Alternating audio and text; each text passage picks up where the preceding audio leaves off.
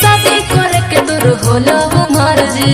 आई जी इतना सुंदर सुंदर लड़की तोरा पसंद ना हो? कहे जवा कम मिले चाहे ज्यादा बकीला बाद ना मिले, मौगी गोद मिले चाहे कदिया बाकी छिनार ना मिले, मौगी गोद मिले चाहे कदिया बाकी छिनार ना मिले। आजकल के युग जमाना बहुत खराब है भौजी। आई जी सब एके जैसन है।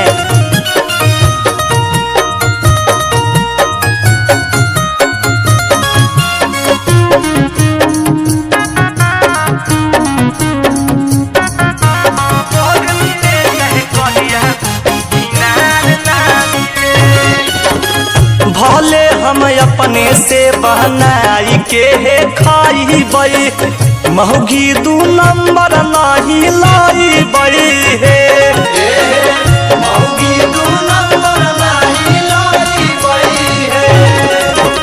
पातर छितर तोर देहिया हो मोगे के, हाथ से खइबो त मोटाइबो।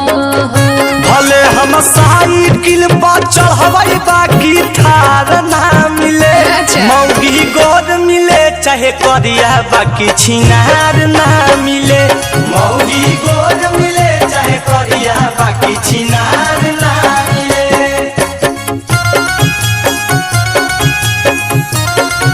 छिनार ना मिले।